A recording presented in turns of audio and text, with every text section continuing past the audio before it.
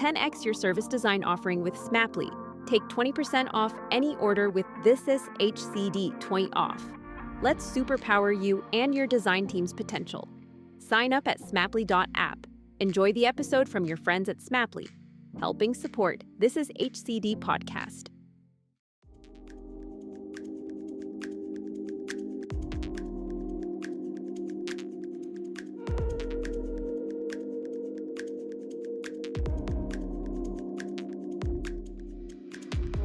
Hi everyone and welcome to another episode of This Is HCD. My name is Gerry Scullion, which I'm sure you know by now. I'm your host, and also you probably know by now, I'm based in the beautiful city of Dublin, Ireland. Now, today in the show we have Elizabeth Graf, or Lilli as she is known by. Now, we connected a number of months ago, I believe on LinkedIn, and was so impressed by Lilli's awesome background and devotion to applying design to enable a greater sense of resilience for both businesses and the planet. Hailing from the beautiful area of Verona in Italy, somewhere I've never been but wanted to go to, Lilli is truly on a mission to scale her knowledge to maximise her impact not only in her locale of Verona, but also globally through her dedicated community, IMMA Collective, now which we talk about in greater detail. Lilli, as you will probably get to see, is a wonderful human being and a really, truly genuine example of what I refer to as a change maker. She's taken personal and professional risks to really help enable change. And I believe it is 100% worth connecting with her through whatever medium you want to do, either through her website, which there's a link in the show notes or the description on YouTube, or her LinkedIn. I know you're going to love meeting Lilli and hearing about their story, so let's jump straight in. Lilli, I'm delighted to have you on the podcast. We've been bouncing back and forth about doing an episode. I think it's been a couple of months. But I'm delighted to have you here. So maybe for our guests or for our listeners, should we say, we'll start off by telling us a little bit about yourself, where you're from and what you do. Yeah, so I'm through and through a mountain girl. I grew up on this remote mountain farm in the Italian Alps, and to go to school I would wear a head torch and cross the forest. So cool. That's my environment, so very close probably to nature, and that kept kind of the red thread through all my life. But I was very curious and I did everything that I could to get out of this tiny place. And so super cool.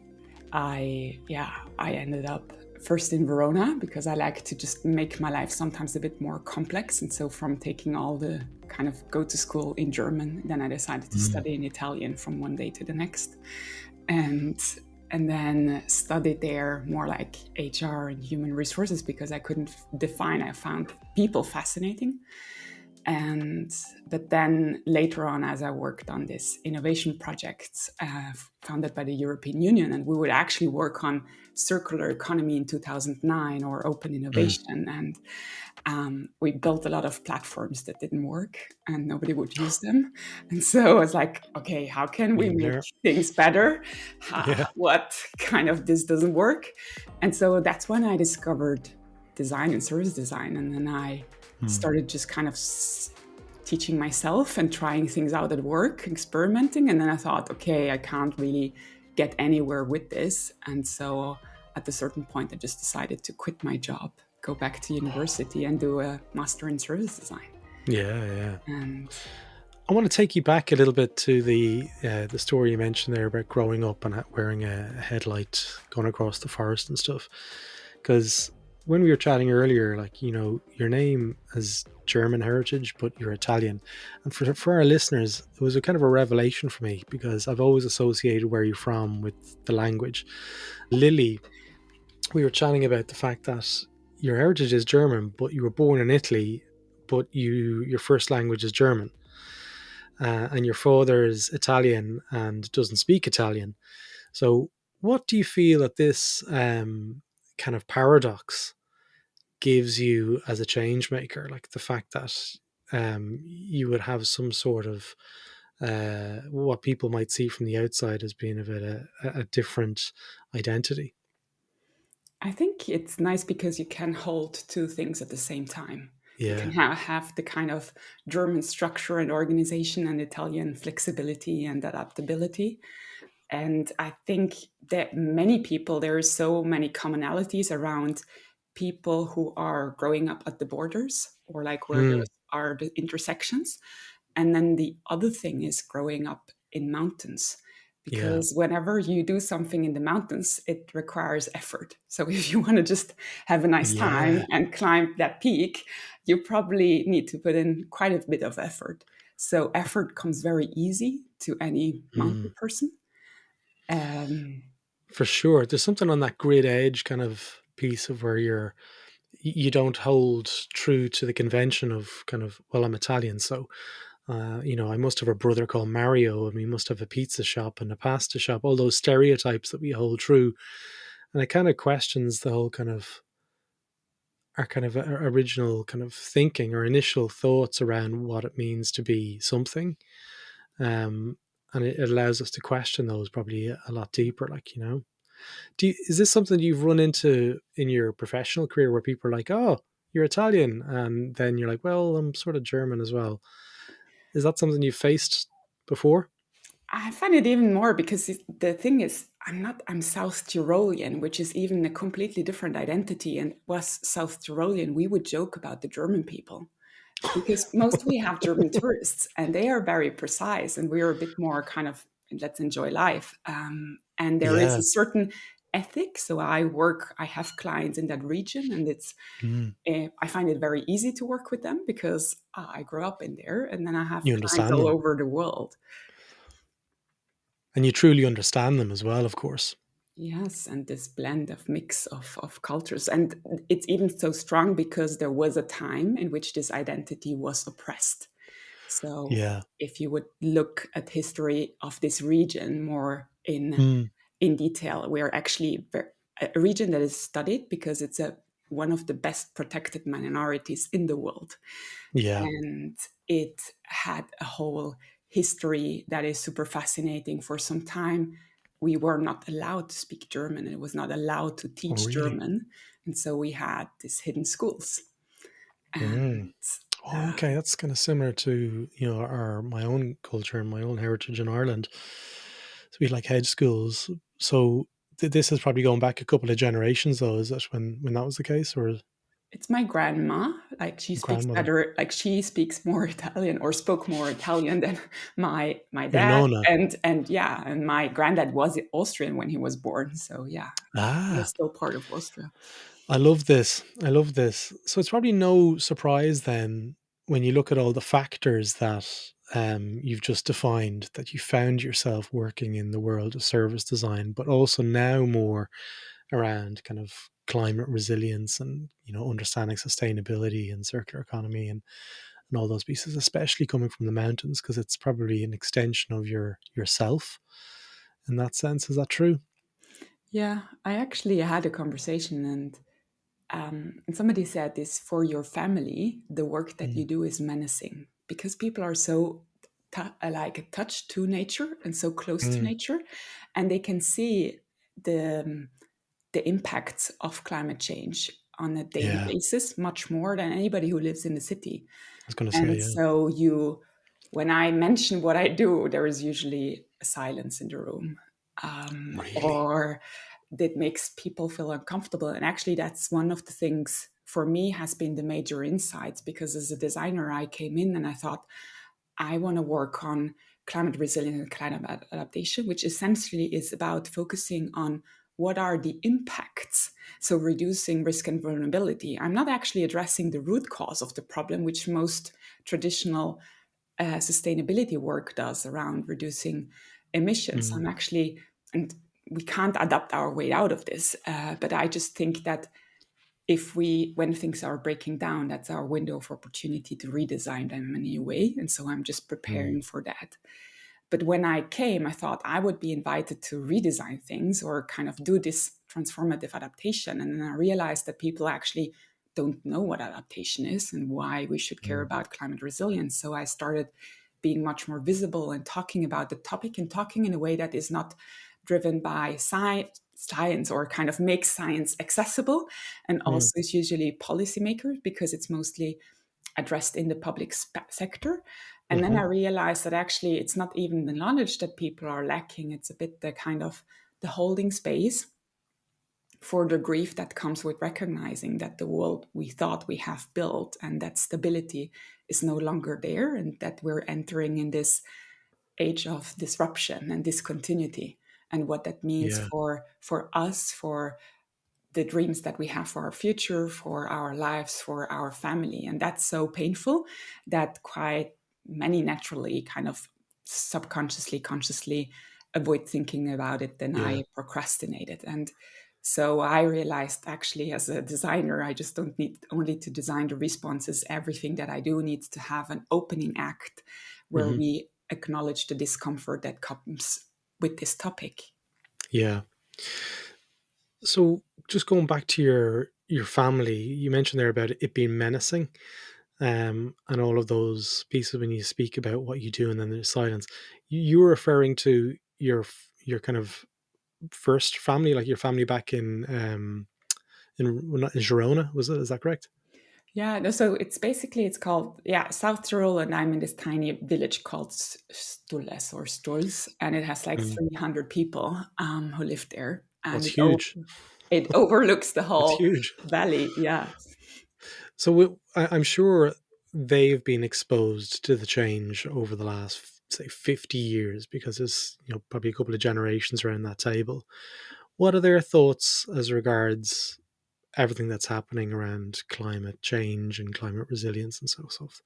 What are they seeing? Can you give us an sort of a perspective on what's happening in their world? So they they saw different signs. They saw that there is less snow. They saw that Mm, suddenly you could grow. Now grow potatoes at 2,000 meters of altitude, like where our mountain hut was. Nothing would yeah. grow there some time ago. And those were tiny things. But what happened over the last 2 years is suddenly, because of more drought, you have this bark beetle, which is a beetle that usually it lives in forests, but essentially it is a whole invasion and explosion. And what it means is that you have whole areas of forest that turn brown because basically the They're tree dead. limbs die, and Yeah. now they have been cut. And so when you have this landscape in which you start really seeing the change, and then my brother actually saying he was talking with another person saying, yes, we will see it in our lifetime that there will be no tree left in this valley. And that feels like Wow. really losing a place. Yeah. And so people start to think about, or also, if I remember in this last walk that I had with my mom, we were talking about water resilience and water scarcity because it's not slowing, so you can't really store. And then I Mm, said, she was like, "Ah, no, no, I don't want to think about it and talk about it." And I said, "No, let's talk about it because mm, you know there have been civilizations in Peru living in areas that didn't have much water, but what they did is creating a whole canal system in which they just captured water and stored it for longer. So they yeah. adapted and they created those systems. So if we start talking now about this, is fantastic because we It's important can to. we can prepare. And what I found fascinating, because I'm working with the local government on these issues, and to see how they are starting to realize that this is actually much more systemic, and the solution Mm, and the processes that they have no longer are fit for purpose. yeah. Um, but we're still So in the that's, planning stage and not in yeah, the it's so implementation scary. stage. I mean, it really is so scary to think, what it must be like for your parents' generation and your Nona's generation to really see that change, to be able to compare. Um, so I know you said you changed careers in 2021, and you kind of morphed into freelance freelancepreneur, or a sort of an entrepreneur. I'm not too sure how to describe what you do next. Like, so I can understand your origin and the problems that are faced to your immediate family. But what led you to kind of taking the first steps? Obviously, service design is a great segue into understanding like the systemic implications of our actions as designers and change makers. But you formed something that is somewhat purpose led, if you want. called the IMMA Collective. And it was the bit that whenever you emailed a couple of months ago, I was like, actually, this is a really sound proposition from where I'm looking at. So maybe we'll just take a step back and tell us about the IMMA Collective and the journey that you took to get there. Yeah. So I was working in London in different agencies, and it was a Hmm. fantastic time to experience and see how service design is applied in so many sectors. And probably like many service designers, you can work from healthcare Yeah, to finance to travel. And I was like, okay, it's nice to see so many things, but what is actually, where do I want to focus? And so for me, that was around sustainability, but then saying I want to work in sustainability is like saying I like sports, but what sport? Is it yeah, running? Is it yoga? Is it football? And so what I did is I already during my time in London, I started negotiating and having a 4-day week so that I could have one day in which I started prototyping freelancing, because for me that was a bit my next step, but I had no clue mm, if this was something that I was made for, I could do, I really would enjoy it. And so this was a nice way of kind of dipping my toe into without the risk, and yeah, also building up a bit of a network around Italy, because I thought if I move back, then I need to work with Italian clients and I need to get a good sure, network. And yeah, so I started working mostly around the social innovation space, and providing service design trainings and workshops. And then with the pandemic, suddenly it didn't matter anymore from where I was working. So I just moved back to Italy, to hmm, Sun and Pizza, and decided to, yeah, continue this. And then suddenly the work picked up, and my agency decided, because it became Frog, they decided you can't work anymore from abroad. So I said, okay, then I'm just quitting and I'm going yeah, full time freelancing. And the first years of freelancing are a bit like you need to figure out, is this actually, can I do this? And so you have different jobs that come your way, but you have this more reactive version of yeah, let me get. And I was quite lucky in the sense that I got quite a few projects that I enjoyed, because they were more around how do you develop responsible and sustainable AI? How do you create a new value proposition in the fintech space that mm, potentially helps people build financial resilience? And so over time, I realized I wanted to really focus on climate adaptation, because suddenly I realized that this is something where my heart is, after yeah, having explored circular economy and many other aspects. And by just every time dipping your toe in, you understand what you like, what you don't like. And yeah, what happened then is that at a certain point, I always defined a bit what is my enough, like how much is my revenue goal. And then I was like, mm, you actually need to, you have achieved this. You need to do what you said you would do. So I took a sabbatical from client work and I said, okay, now I'm going to just shift my whole practice on climate adaptation and resilience and see what I need to design. And as a designer does, I started having those conversations and interviews with my clients and or potential clients that had a certain design maturity, and asking them about who in the company is actually working on resilience, or how do you prepare for the impacts. And they're like, what's that? Why should we care about this? And then I thought, okay, let me find the organizations that already work in this field and see mm, what could my role be in that. And they were like, what is service design and why should we care about design beyond how things look? And I was like, okay, I'm really in this tricky spot. Nobody kind of understands what I could provide. They have no yeah, clear need. So I need to create that need. Well, that takes quite some time. But what I noticed is that everybody in every conversation was asking me, how can I personally prepare for this future?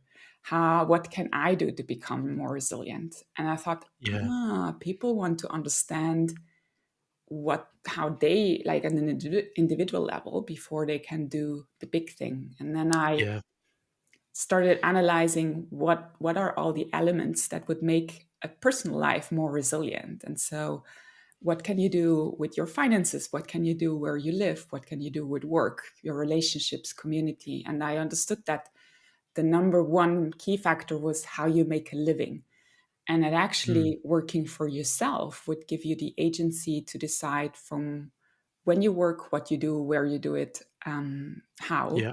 and that working for yourself is one of the most resilient options, and yet we see it as one of the most uncertain options. Yeah. And so this contradiction was fascinating. That tension between Yeah. what we're sort of sold as teenagers and in university, like, go get a job, um, having that question, linger over your head as a 30-year-old and a 40-year-old is kind of a little bit more daunting. You're like, what do you mean? But, it's, I don't know if it's a path for everyone, but, and I can obviously speak from my own perspective. It's given me the opportunity and the agency. I love it when people say that word, agency, to make those decisions and to kind of explore and experiment. But there was a line in your email that I remember reading, and I was like, actually, you know what? This makes total sense to me, and I'm going to read it out here. As a result, I founded IMMA Collective, a community of solopreneurs focused on climate and social impact, because building a solo business together is the most resilient career choice. And that there is a really powerful statement, and something that I've learned over the last decade or so, that working with people and understanding people and trying to build a business together, it's very difficult. They don't always work. So tell us a little bit more around the purpose behind IMMA Collective. I know you want to bring people together to get great social outcomes. But tell us how it operates. Tell us, Yeah. what the value is for people who've got maybe a social impact initiative that they want to get involved and join the community. Yeah. So exactly as you mentioned, there is one part around where people never learn how to work for ourselves, because Mm-hmm. either university prepares you to be an employee, and then you have accelerators who want to build the next unicorn, and there is nothing in between for people who want to stay relatively nimble and small. And you also think you need to figure everything out on your own. And I thought, Yeah. I want to actually help people do this, but I want to do it only for people who want to do work in climate and social impact and actually Mm-hmm. use their work to transform. And so by bringing people together, essentially in IMMA, I create a space to connect and to get that support, but also to get the structure, sometimes even through rituals, to help you work Mm-hmm. and create the space to work on things that are usually important but not urgent. Because Yeah. when you work for yourself, you don't have a boss, you have just self imposed deadlines. And usually you could be in this more reactive approach in which just, let me get the next client and then do the thing, and then not think about what are really the things that are important, that are the solid foundations that you need to build this up in a resilient way. And so I just create the space for people. Usually there is, every event has a kind of core elements. There is the part around self-reflection, so giving people prompts to really focus on the business Yeah. and what is important to them. And sometimes, for example, what also led me to be having this conversation with you was like, Mm. okay, if your goal was to get 3 rejections, what would you dare to try? And then Mm. I ask them, and that pushes people to actually make more progress. That pushed me to say, I'm not waiting around for opportunities. I could actually go out and seek them. Yeah. And the other thing is, what I also do within IMMA is, a hard part is finding opportunities, because most Yeah. of the work comes from personal connections. So if you don't have a good network, don't find those opportunities, because usually they are hidden. And so what I do is, essentially, we go on more than 100 job boards that are focused on climate and social impacts, and I pick out all the freelance opportunities, or really help people to connect and get those opportunities and the referrals and the Mm. introductions that are necessary to find work. And then, of course, Nice. there's all the other aspects of helping people to, yeah, understand, how do you deal with finances? How do you deal with visibility, marketing, and sales? Like, suddenly, as an entrepreneur, if you are your business, you have so many more hats to wear. Yeah. You can't be covered by everything, and you can't somehow upskill very quickly. You can do it by trial and error, and IMMA just kind of helps you shortcut that trial and error thing, because you do it together with others. And Yeah. also, I believe it's not there's quite a lot of people who teach you how to freelance, but I don't believe in the one size fits all element. There is no one recipe. Everybody needs to figure out what works for them in their context, in their environment. Because maybe, to come back also from my origin, when I'm dealing with Italian clients, I know I need to take them out for lunch. We need to have a meal together before we can do business. When I'm speaking to clients in the US, it's all about, what is your problem? How can I help us solve it? Yes, let's get to work. It's a completely different also mindset of Yeah. how you need to develop those relationships. I'm on the website here at the moment, scrolling at the same time, and like there's the whole piece around the seed piece, where you pay €450 a year and you get a year access to the community, and presumably there's probably things for them to learn in there to kind of get stress tested on certain perspectives on their business models. Um, well, what else do they get for the €450? I think a lot of templates and the kind of guidance on gaining more clarity around what is your Mm, offering, because that is the hardest part, often to figure that out. Because when you start out, and especially as a service-based business, you could do so yeah, many things. There's just the sheer overwhelm of choice, which makes it so hard. And especially for people who have been working for companies in a long time, they might have even had certain positions in which they had a certain leadership and seniority, and maybe a lot of your responsibility was around stakeholder management and that part, and you have lost a bit the craft. So you need yeah, to really kind of re-understand is, what do I actually offer? Am I going to mm, be a practitioner who sells a specific craft? Am I actually going to address a specific problems and I become the expert of solving that problem? And what yeah, from all the problems that I could do could that be? So it is an incredibly powerful moment. And if you do that in a very conscious way and a structured way, mm, you can find the answers more quickly. I personally did more sometimes trial and error, and then I developed things that I thought I should offer. But when you offer something that is not aligned with truly who you are and what you believe mm, in, it's going to be incredibly hard to sell that. yeah, You don't want to show up, you don't want to promote it because it doesn't feel right and aligned with you, because mm, it's not. And I also found that with IMMA, it took me a long time to really figure out what it is that I wanted to build and how it would be set up, because sure, um, and it's in a constant evolution, because absolutely, it's also bringing people together and understanding what is it that they need, what is kind of yeah. really. The same with this is HCD. Like we're always kind of monitoring it and seeing where the opportunities are. Like one of the pieces that I guess for the success of IMMA to continue to grow is looking for designers and change makers out there to take that first step. So what do you say to those designers who are kind of trying to understand the implications of taking that first step and what it means to the perceived safety net of a full-time job or even a part-time job? What does that look like from somebody who's already established? What advice do you give to them? I usually would say, take advantage from when you're still in that position of a job, Mm, and really figure out a way of how you could prototype and start exploring what you want to focus on, what you want to build up. So it's yeah. about building up your network, and connections, even when you are in a job. And sometimes, actually, if you have a certain privileged position, it's so much better if you do it if you're still in a job, because people will talk to you because you have a certain brand name. Once you start out on Yeah. your own, you lose that name, Yeah. and you need to build up yours from scratch.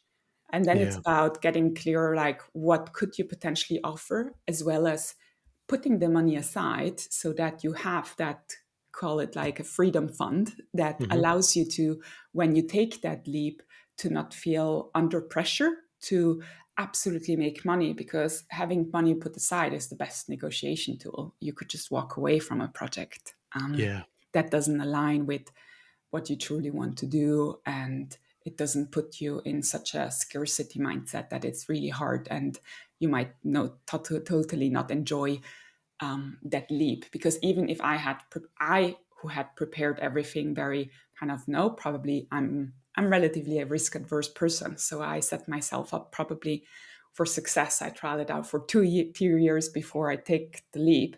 But I remember in that period, I just had such an existential fear, and that I would just wake up in the morning, because suddenly you lose all that structure that the security of a job has given you for years.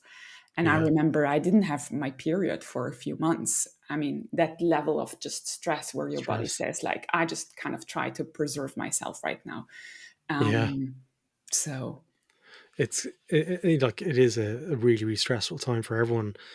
And there are, like, highs and lows and peaks and troughs, or however you want to say it, when you work for yourself. But you're right, it does take it takes a perseverance and a resilience to keep going. Like, there's been times where I'm like, oh, it must be easier just to work for work for a business. But there's pros and cons to both sides of it. And overall, I think what works for me is just the ability to choose and build something that I have ownership of. Um, just going into the IMMA Collective piece a little bit more. So, can you give me an example of, say, some of the kinds of businesses that you're helping to work with, just so people can maybe self-identify and say, well, that's actually me. yeah. That could be me, because I really want to stress, like, I've got no affiliation to IMMA Collective. I just want to promote it because it sounds like it's a really purpose-led organization. Lilli's awesome, as you can potentially hear here, but I just would love to, kind of support it in any way that I can. So maybe just tell us a little bit about, what they can look like, and what are the Yeah. kind of things that you do with them. So you can have different versions. I see. There are some people who come in, for example, Sophie, she runs a communication agency, and Yeah. she then just focused that specifically on organizations that are purpose led. Hmm. Then Janina, she's just a charity consultant. She really helps charities set up things in a specific way. And then you Hmm. have people who are actually much more going into future needs and future problems, like Camille, who just launched recently her closure hotline because she wants to be, and she Her, defines her herself clothes line, is that what you said? as a Her clo- conscious closure consultant, oh, because closure in this consultant. world in which we go through a transition, we need to close down things. And Oh, she helps organizations end kind of programs, initiatives, organizations. yeah. And then you have, for example, Tess, who does another thing that is amazing, I find, and so probably needed. She works on fluid leadership, because you usually have this binary thinking, but actually we need to go beyond the Yeah. usual binary way. And what does fluid leadership look like in a culture? How do you actually bring that to an organization? Yeah. And and so They there all. are some people who really work on the forefront of things that people don't know yet that are needed but are emerging, Hmm. and others who are taking their skills that they have and just applying it very specifically to a certain sector and their needs. And so, yeah, So is there a case there for, like, you mentioned Tess and a few other people, um, that they don't look to you for the answers. They look to the community for answers. So is that the kind of proposition? It's less around, you being up here, and then if you've got a question, you go to yeah. Lilli. Um, is that is that one of the metrics of success for you, I guess, in terms of building the network where people can go to each other and kind of serve each other? Yeah, I called it IMMA Collective, and I just generally I knew that I needed to be visible to start it so that people could believe in it. But Yeah. I don't pretend to know the answers. The only I see myself as the kind of the coordinator, the weaver. And I've described IMMA Collective often as we are like a community garden. Everybody has their own plot of garden, Yeah. and there are different things that grow in your plot than in mine. But the fact Yeah. that we actually do that in a shared space allows us to share advice. We can share seedlings. We can have sometimes a garden party together. Also, because working for yourself is often we think it's a very alone venture where Mm. you don't have much of the community space, even just kind of recognize that other people are going through the same issues as you. Yeah. And so creating those occasions to connect, but everybody still kind of has that independence. And this is sometimes also a bit the hard part around IMMA. I'm doing something that is very collective for people Hmm. who have chosen independence. Okay. But it's not like a Y Combinator kind of seed venture where there's an equity, there's some sort of acquisition happening in the background where Lilli is like, sure, I can help you, but I want to get 2% equity in your social impact business. It's none of that. So it No. is really autonomous in terms of it is a community for social impact and solopreneurs, really. Yes, and what I'm trying to figure out is how can IMMA become truly a regenerative business model, in the Yeah, sense that I would love for people to it's be pretty able cool. to make a living thanks to and through IMMA. And I have a bit Yeah. of a vision for that, but I think it's always also recognizing where did I start? And for now, like it felt like last year's like me just investing lots of time and resources in something that I believed, and slowly it's Mm, taking form. And you can see also people emerging. And in every monthly kickoff session that we have, I always create a interactive exercise for people to ask how let's design this together. What is your favorite day? What is the topic you want to talk about next? It's like, okay, how can I create this in a co-creative way? And yeah. I really that it also me always thinking about resilience. Right now it's mostly online, and sometimes we have events in big cities like Berlin, London, Milan. But in the future, I Awesome. would love to have this also more localized so that people could physically meet in a place, and that it is truly resilient, because right now, Yeah, just unplug the thing and it's gone. So, how can IMMA live without electricity is the typical question that me, yeah. as a designer who works on climate resilience, thinks about and I know. starts keeping in mind right now, even if it's maybe not necessary. But that's my way of thinking even about this community. It's kind of counterintuitive in some ways. You're like, the more you grow, the more energy and electricity you're using, which most likely is coming from fossil reserves. So it's yeah, it's a quandary, all right. Like, what are the metrics of success then for you? Like in terms of, if say you imagine to do IMMA Collective for the next decade, it's been going a couple of years, 2 or 3 years already. Is that right? No, actually, it's like 1 year. And if you 2021, think the one community in year. itself, I just launched it, what, beginning of January, like that I Oh, it had was the time to 2021. think. You transitioned. Yeah. That's what it was. You went freelance. So you've been doing this for a year, Yeah. and And also not creating without the space, because now I have like what, those 30 founding members, and we're just starting to create it. But again, it's ah, even cooler. I started when we kicked it off. I asked them to help me define the measures of success. So I asked them, how do you want to feel in this? And so Yeah. what came out is the people want to feel supported. And so every month I ask them, how supported do you feel? But also, how much support have you given others? Because support is a two-way Oh, there's a thing. connection. 100%. There's a connection between the two. So you do an online kind of event every month with the people who are members. Is that right? So it's run on Circle as a platform, so a Hmm. community platform, and there are different monthly rituals. So it starts by kicking off your month and planning the month ahead. Then you have a networking session in the middle of the month that is open to everybody who is curious about, just again to expand that network. And then Everyone there's like, outside of the membership, or just people within the membership? nope, also people who are outside who are Ah, curious, okay. and they can meet the people within the community. We have now just started weekly procrastination power hours, because people just loved the idea of having a space where they have more accountability.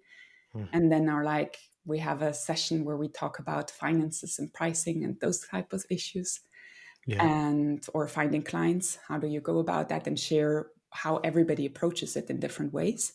Very nice. And then there is always the monthly end of the month reflection, because when you work for yourself, you never really get a pat on the shoulder. So this is actually for you to look back of what have you done during the month, what is the the progress you made, but also what had the biggest impact, and to be very intentional in how you do Yeah. things. And what I've been running that session for the last year for free for everybody, and you could see like, that really, at least also for me, but also for others, it changes so much over time. I just believe in the power of small rituals, rather than one big thing that shifts everything. Yeah, absolutely. Um, so it sounds like you've kind of hit a sort of a period in your life where everything is kind of starting to connect in some ways. How would you score yourself in terms of 5 being like completely purpose led at the moment? I've met my kind of purpose. I've made my purpose a reality, and 1 being like, not nowhere near it. Where would you say you're at the moment? I'm 5 totally. Oh, I think, really? yes. Straight out of the gate, there was no pausing there. You heard that, folks? 5 out of 5. Okay, right. So, I feel it's even, I feel this is more a vocation than it actually is a job. I feel so that are you, I feel can it's, you sustain yourself though doing the community? Because this is the big thing. I know we want to talk about being purpose led and making sure that we're kind of aligned to our values, but is this something that you could see yourself doing and earning a living from?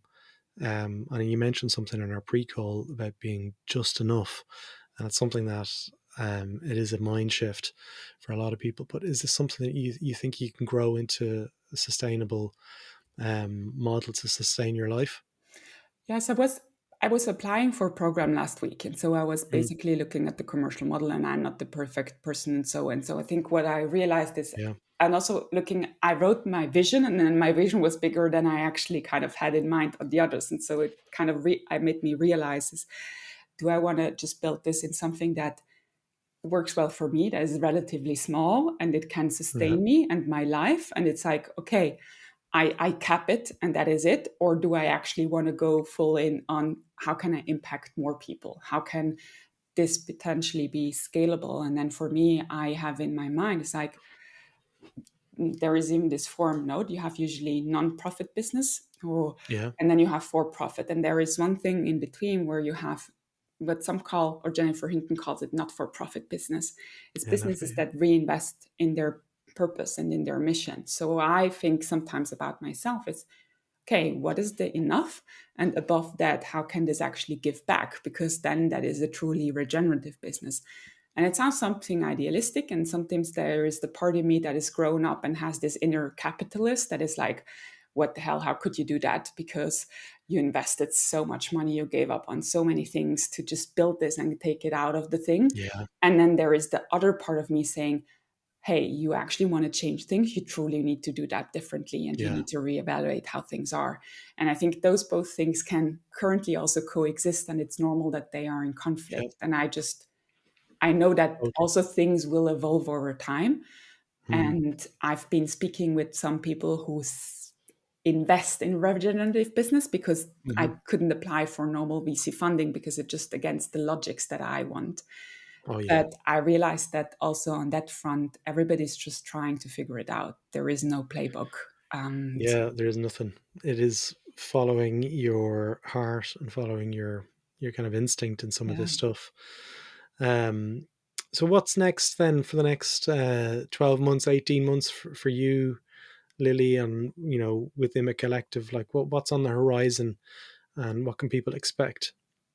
So for now, what I've been doing is I still kept my consultancy practice at the side so that I Hmm. have that financial income to some extent so that I don't need to put IMMA under pressure to need Yeah, to hit the numbers. Because yeah, for me, it was important to have to grow it more on quality, and rather sometimes I'm not pushing as much or not trying to sell as much because I rather have a good group of people who connects really well and to yeah, really figure things out, and to not be under that, I need to sell to make this work. I didn't want to have that. I know that sure, will happen at a certain point.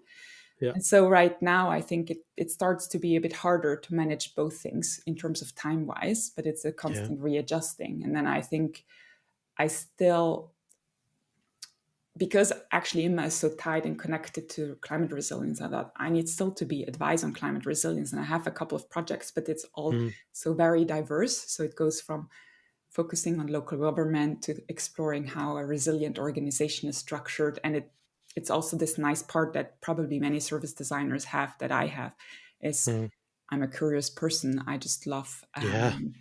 exploring new Curiosity. things. Curiosity is at the heart of, I think, 99.9% of the service designers that I've worked and trained with. And you definitely have that in spades. I noticed on your website there's a newsletter people can sign up and stay across what you're doing and how you're doing it and when you're doing it. So maybe we'll put a link to that in the show notes, as well as a link to IMMA Collective. But if there's anything else people want to ask you, Lilli, what's the best way for them to do it and get in touch with you? Yeah, usually I'm very active on LinkedIn, so people can Yeah, just reach out. That is my space. And then usually I also run those sessions of like Explore IMMA, where I just kind of give people together and they can do nice. it. Because I also think that it's not, I'm just one person, but you need to see like who are the other people who show up. Do you want to spend time with them? Yeah, And I think that's a bit the way of how I want to do it. This is not about me. This is more about the community and the people you find there. absolutely. Look, Lilli, I can't believe it's taken us so long to connect. Like every time I speak to someone on the podcast, I feel like I know them really well at the end of a quick chat. So I finish every episode in this is HCD by thanking them for coming on and being vulnerable enough to allow me to probe and ask questions that they're not prepared, folks. We don't do a scripted interview on This Is Hate City, as you've probably become aware of at this stage.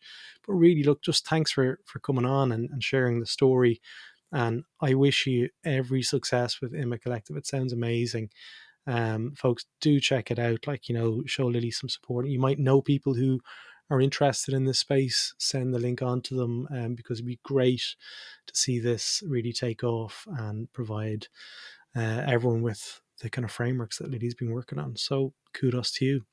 Thank you. Thank you for having me. And thank you for the work that you do in kind of sharing ideas out into this world. Oh, listen, it's always enjoyable, especially when you get to speak to people like you, Lilli. Thanks. Really appreciate it.